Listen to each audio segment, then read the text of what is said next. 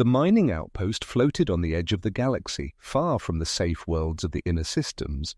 It was small, built from metal and stone, nothing more than a collection of towers, hangars, and old shield generators. For years, the miners lived in silence, cutting ore from the rocks, sending shipments to the trade lanes, and hoping no one remembered them. But someone did. The raiders came first as shadows, then as fire, black ships with red lights, sliding through the void like hungry wolves. They struck fast, cutting power, destroying supply lines and leaving fear behind. Each time they returned, the miners fought with weak defenses, with weapons meant for breaking stone, not breaking warships. Each time they lost more. Now the shields were dying, the generators coughed and flickered, sparking blue light across the sky. Inside the command hall, old Commander Harris looked at the fading shield display and felt the weight of despair. His people were miners, not soldiers, and the galaxy had no mercy for the weak. "We must send it," one of his officers whispered. The old man nodded slowly. The message had been written long ago, a desperate plea, saved for the final moment. A single push of a button, and the call would go across the stars. It was a gamble. They knew the rules of the galaxy. Every world that sent an SOS risked not only rescue, but also invasion. Sometimes pirates heard it first, sometimes slavers, sometimes monsters. But there was no choice left. The shields would not hold another day. Harris pressed the button.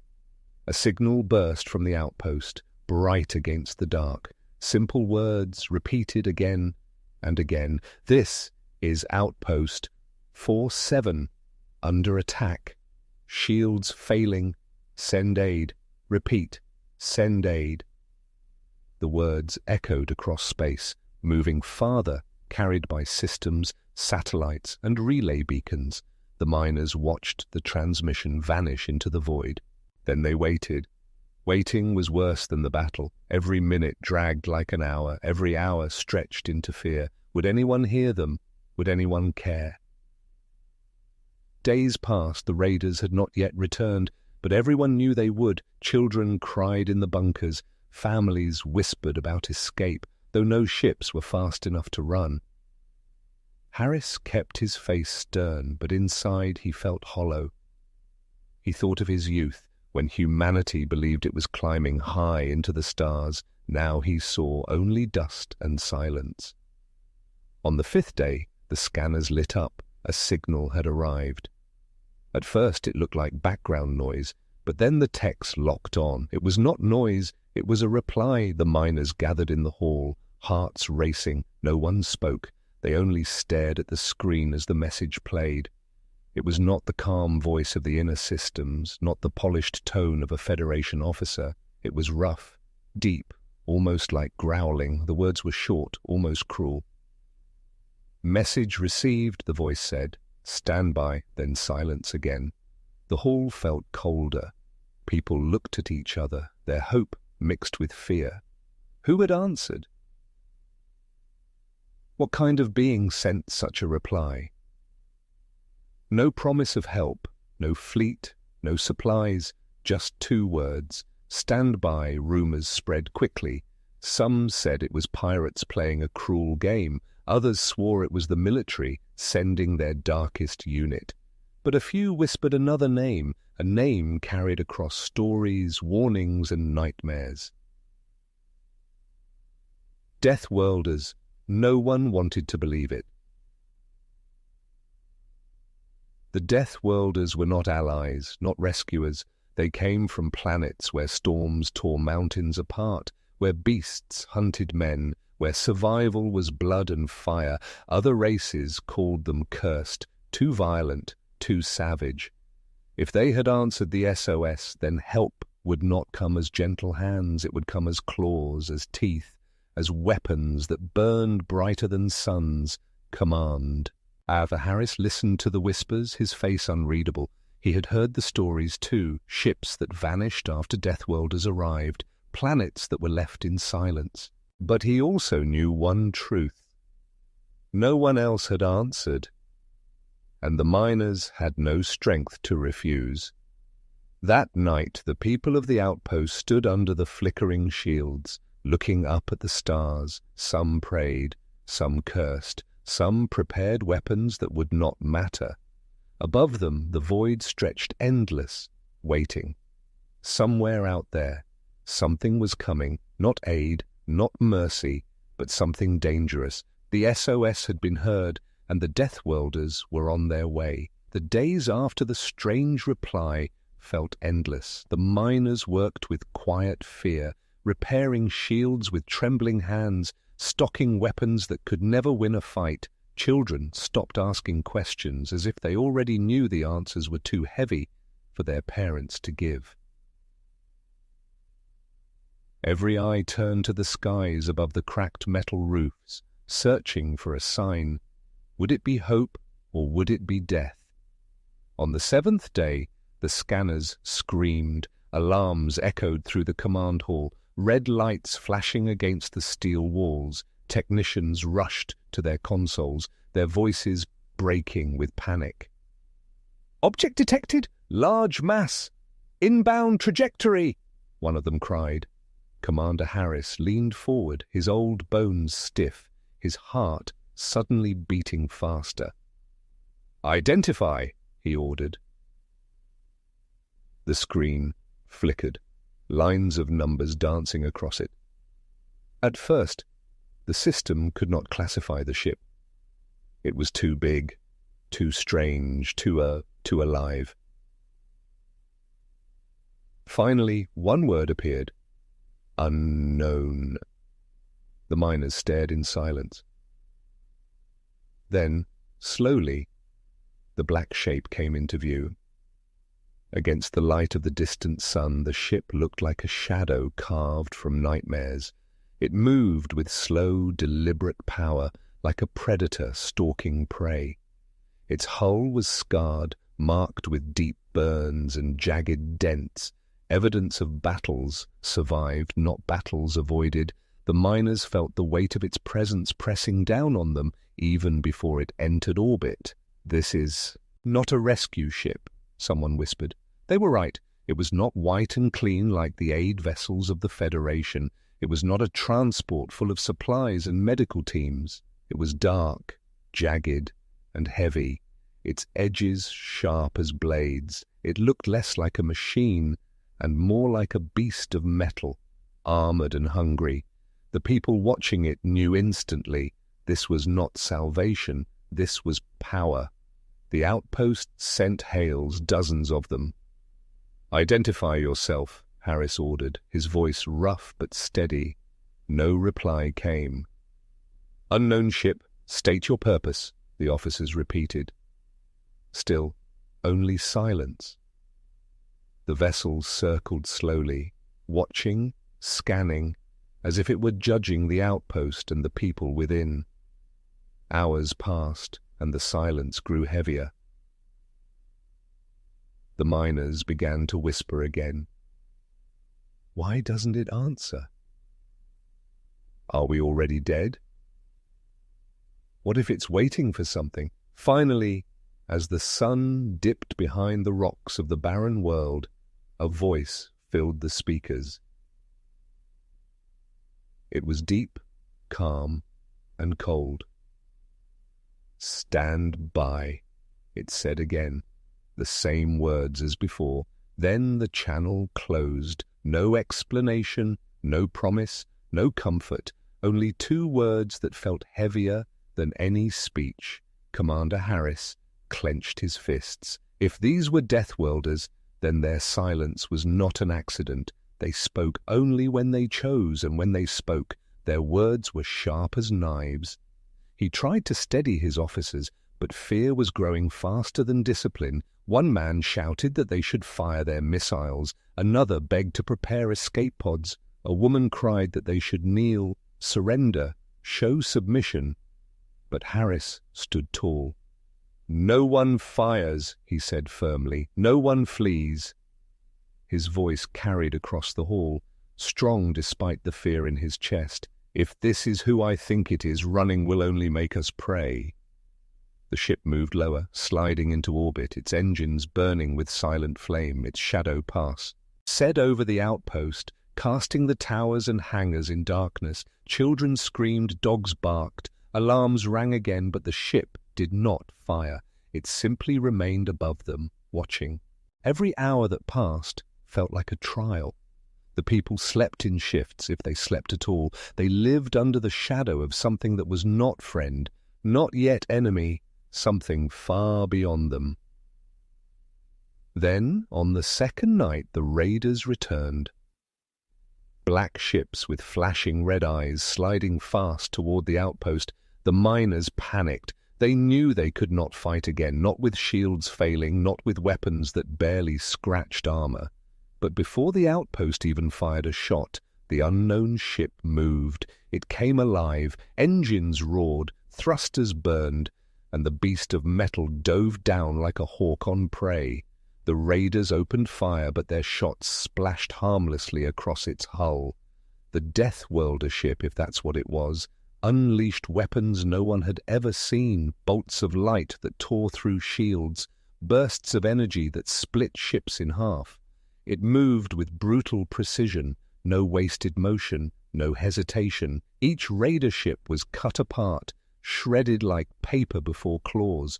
The battle lasted only minutes. When it was over, the raiders were gone, nothing left but fire and drifting wreckage. The miners stared, their mouths open, their eyes wide. They had been saved, but not by kindness, not by mercy. They had been saved by a monster in steel, a ship that destroyed without pause, without fear, without regret. The comm crackled again. The same cold voice spoke. "Stand by," it repeated.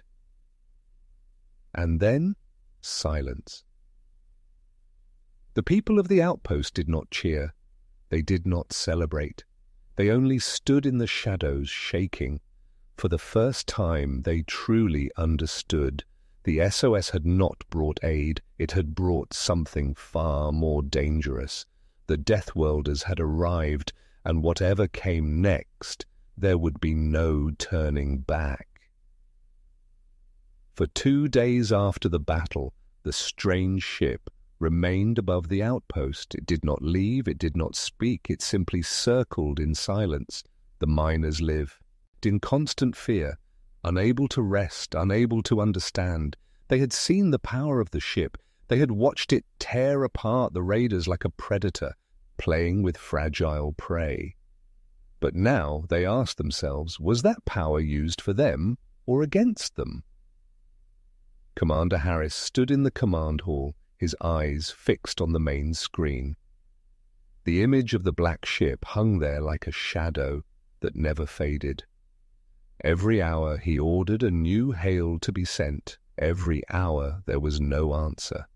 The silence pressed against the people, heavier than any weapon. Rumors spread again, faster this time. Some said the Deathworlders were testing them, watching them panic, to measure their weakness. Others whispered that the ship was not empty at all, but filled with creatures bred for war, waiting for the order to strike. Children asked if monsters lived inside, with teeth sharp enough to tear steel. The silence made every fear seem true. On the third day, the ship finally moved. Slowly, like a beast stretching its claws, it dropped lower until it hovered just above the atmosphere. The sky grew darker, shadows swallowing the outpost, sirens wailed, but no one fired a shot. The miners knew by now that their weapons meant nothing. All they could do was wait. A signal came suddenly, a crackle through the comms. The sound made every heart in the hall jump. At first it was only static, a growling storm of broken sound. Then words formed, deep and slow. "This is the Deathworlder vessel, Iron Requiem," the voice said. We have answered your call. The hall went silent.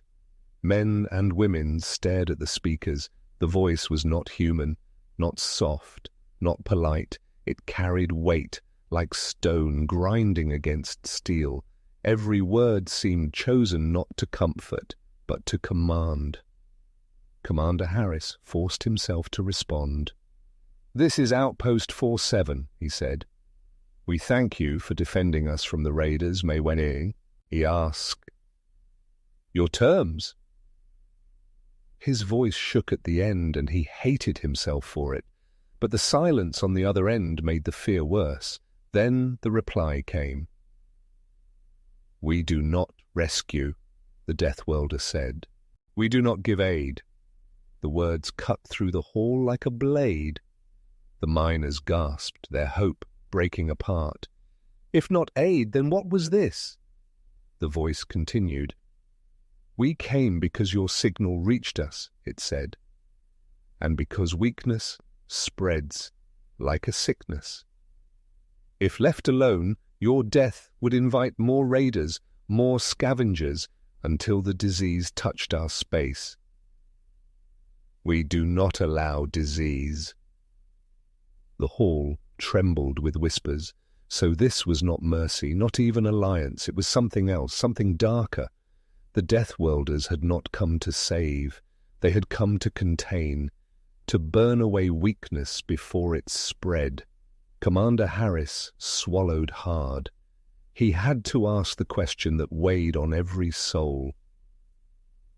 "Then what will you do with us?"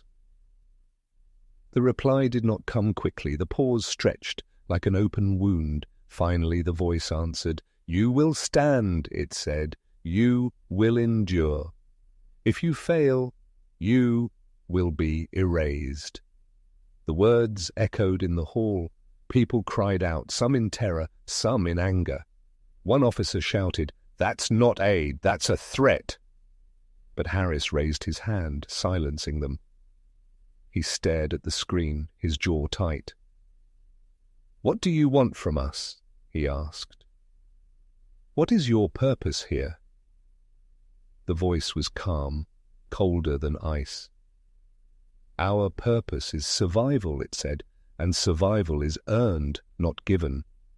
"We will give you what you need to fight," the Deathworlder continued, "but nothing more, no comfort, no safety, no mercy. Your world will either rise or it will fall, and when we return we will see what remains." The comm went silent again, but the damage was done. Every person in the outpost had heard the promise. The Deathworlders had not come as friends. They had come as judges, as predators. The miners were not saved. They were being tested.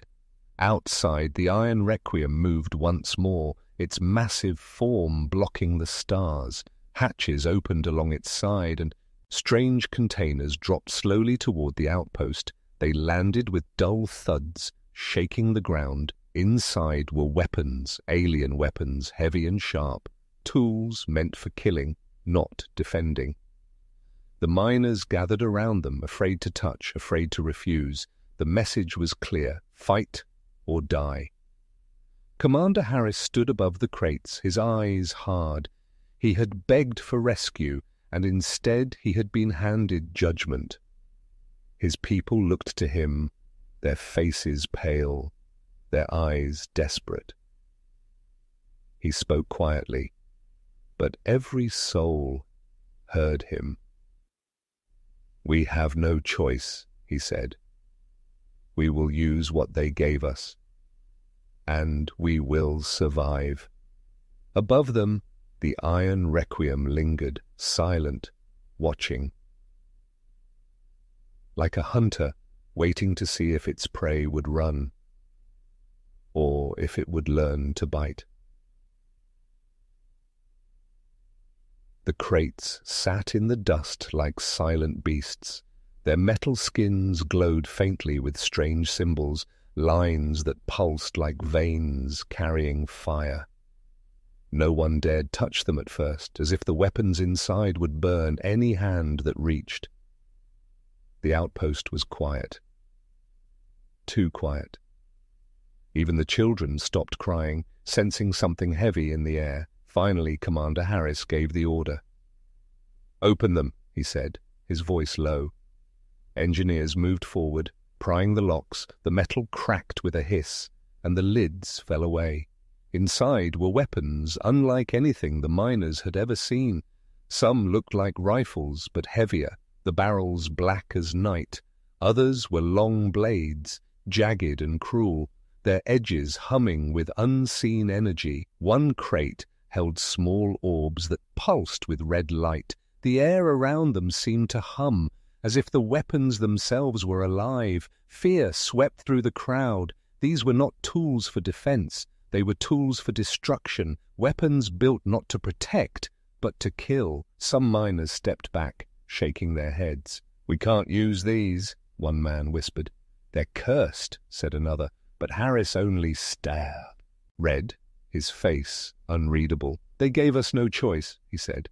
"If we refuse, we die. If we accept, we may live." The people argued through the night. Some said they would rather run than use Deathworlder weapons. Others said running was impossible, that the outpost had no ships fast enough.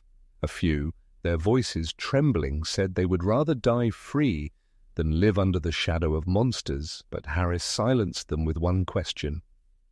"Would you rather your children die screaming, or would you rather they live long enough to see another sunrise?" The words cut through every argument. One by one, the miners began to take the weapons, their hands shaking. The blades growled when lifted. The rifles whined as if hungry. The orbs pulsed brighter when touched. Eager for use, the Deathworlders had given them not gifts, but burdens, tools that demanded blood.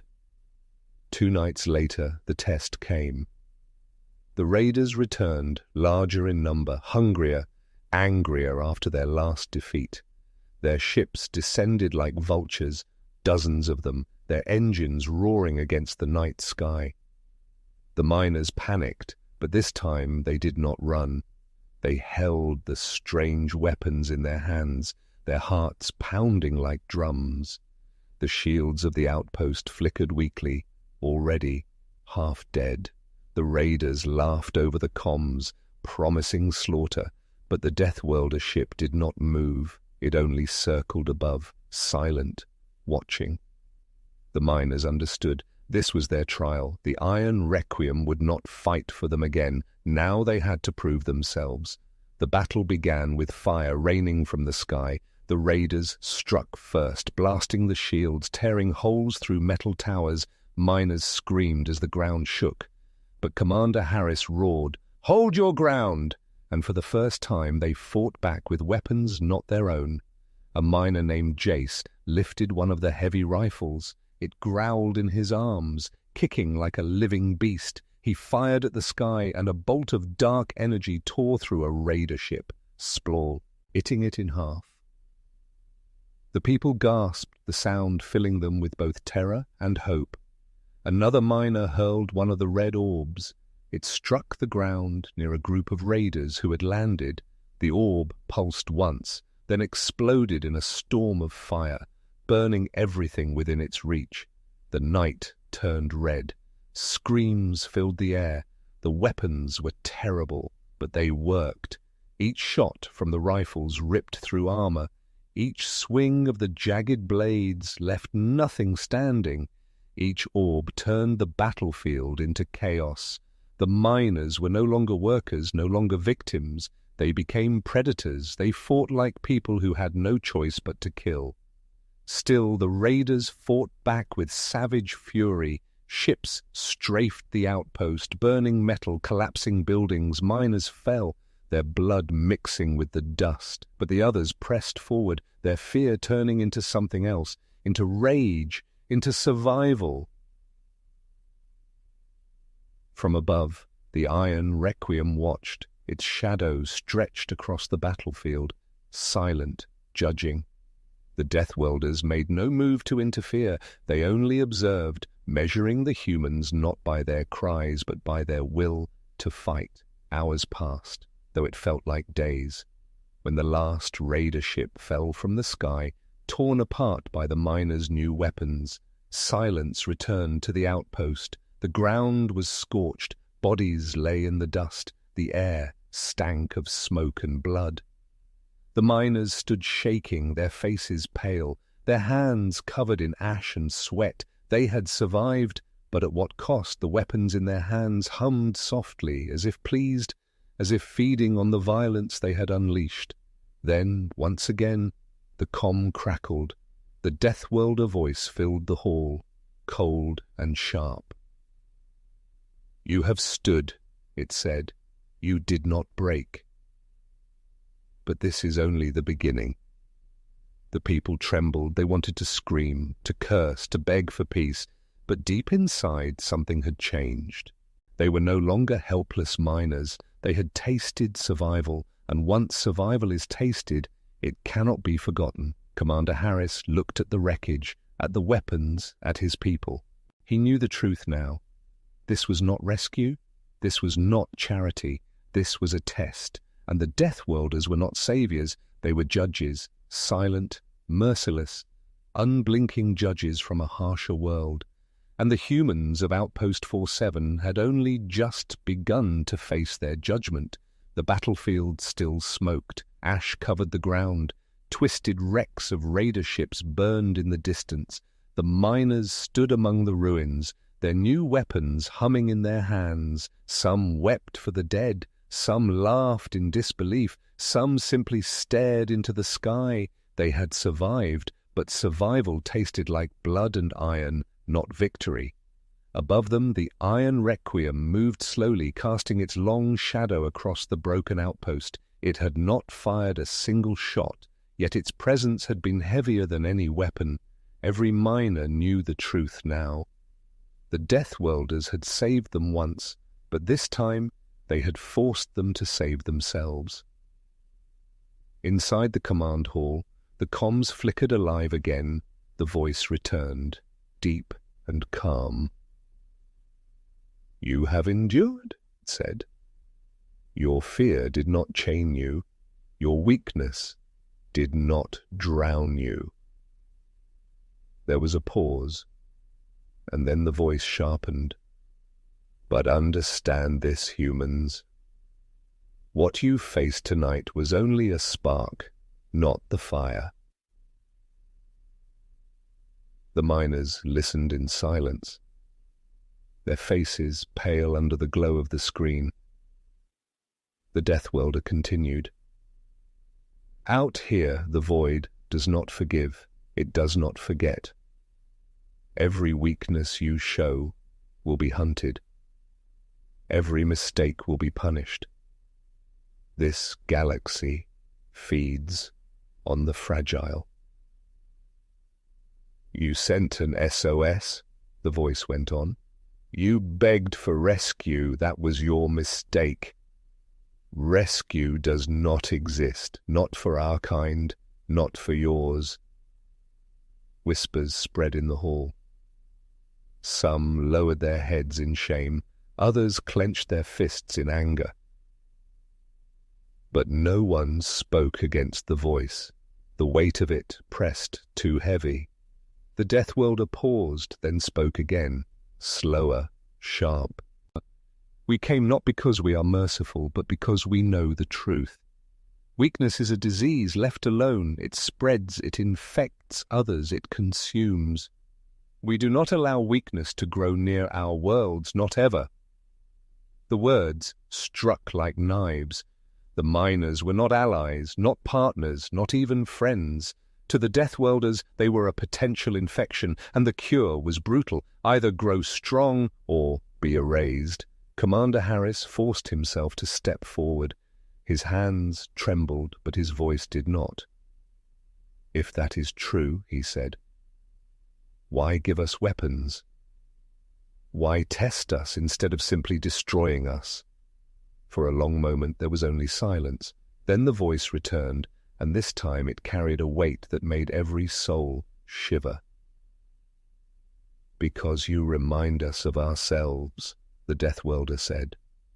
Long ago we too were hunted, we too were prey. Our skies burned, our people cried for help that never came. No one rescued us, no one saved us. We learned the only law that matters: survive. The word echoed in the hall like thunder. The miners felt it in their bones. It was not just a word, it was a command, a truth carved into the Deathworlders' very blood. The voice continued, "We saw in your message not only weakness, but a spark worth testing, a spark that might burn into fire. So we came, not to protect you, but to see if that spark could survive the storm." The miners looked at one another. Some were angry, some were afraid, but deep inside a few felt something else. A strange, dangerous pride. They had been forced into a fight and they had not broken. Maybe the Deathworlders were right. Maybe they were more than miners now. The Deathworlder voice grew colder again. Do not mistake this for alliance. Do not mistake this for friendship. We are not your shield. We are not your hand. We are your shadow. We will return. And when we do, if you are weak, you will burn.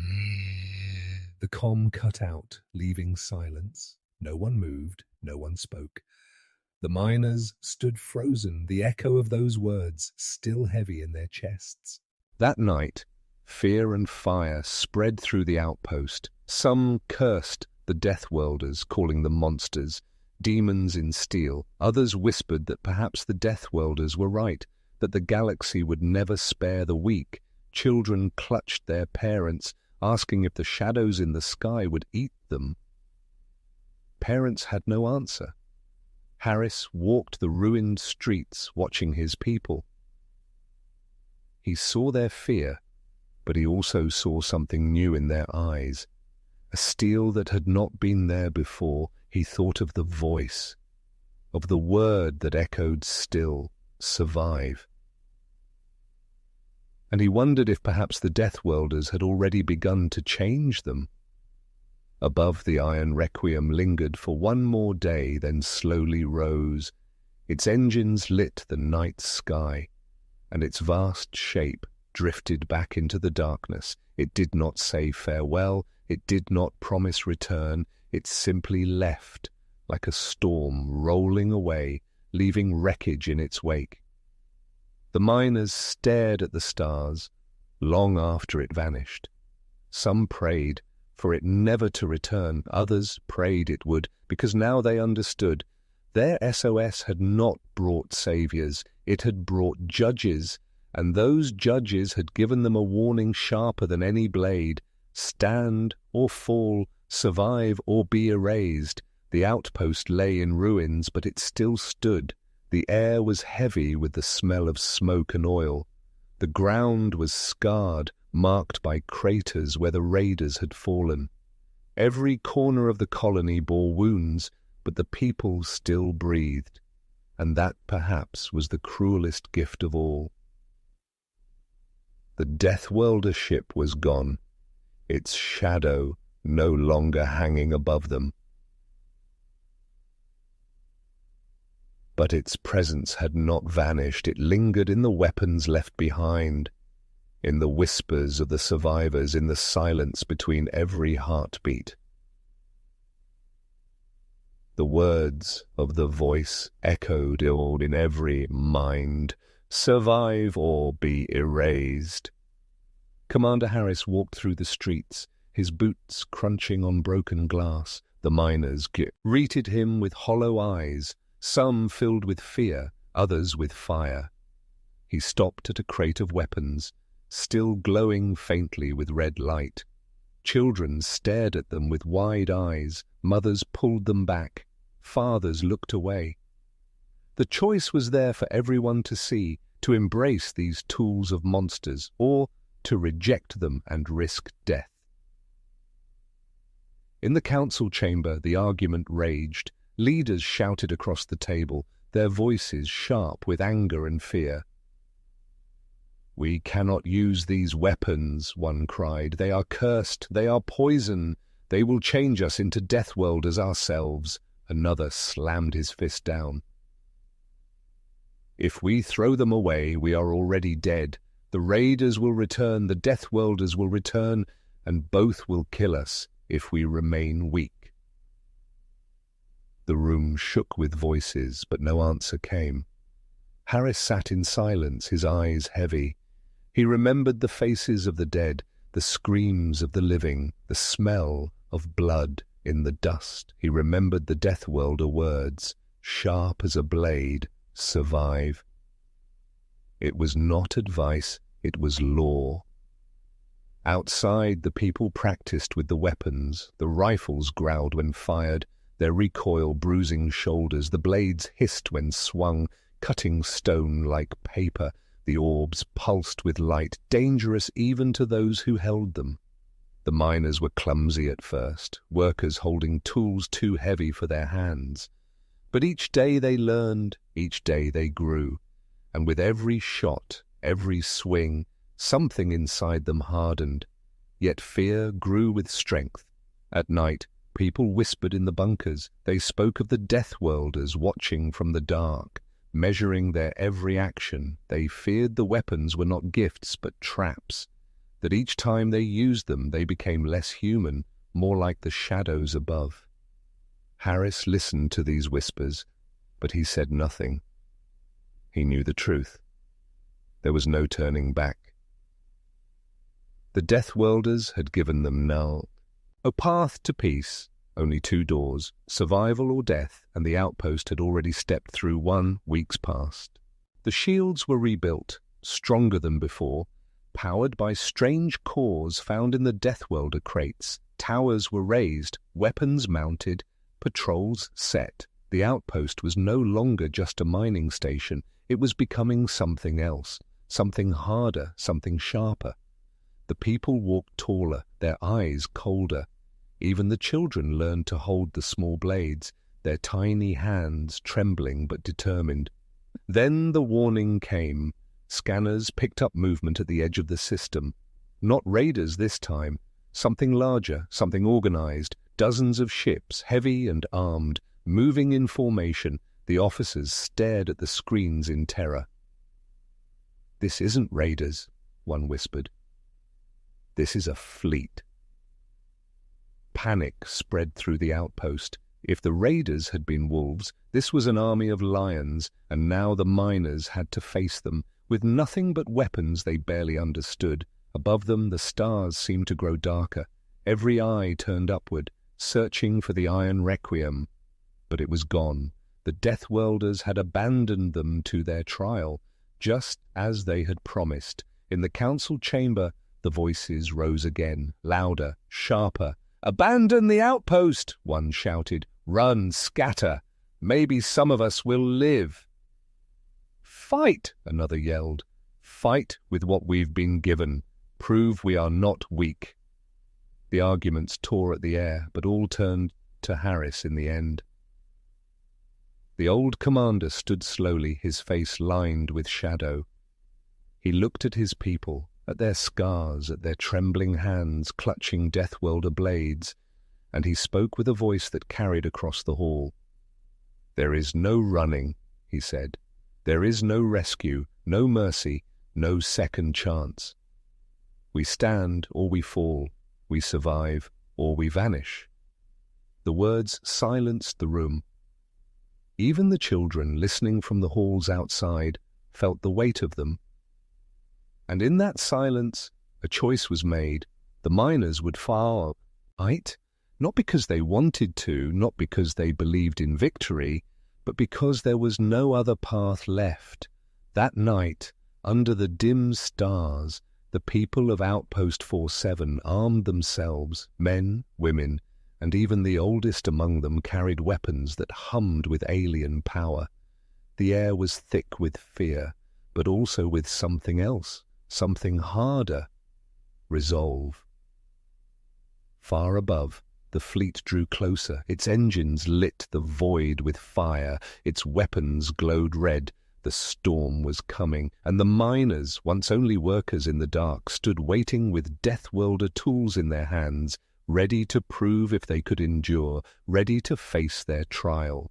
The choice had been made, and there was no turning back. The sky above Outpost 47 burned with light. Engines flared. As the enemy fleet crossed into the system, dozens of ships, larger and deadlier than any raider craft, moved in perfect formation.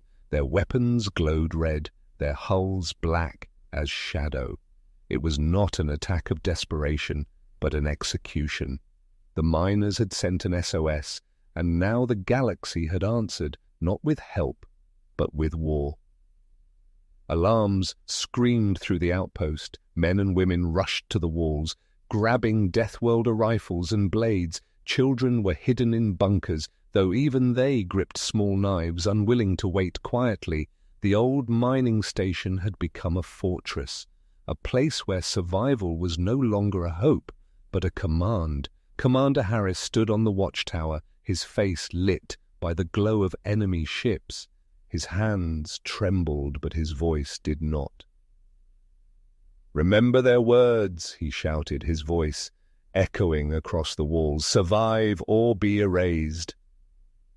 The people answered with a roar, not of joy, but of defiance. They were miners, yes, but tonight they would be something else. The first wave struck. Enemy fighters screamed down like falling stars, their cannons tearing across the shields. The ground shook as explosions lit the fields, but the shields held, glowing with the strange energy of Deathworlder cores.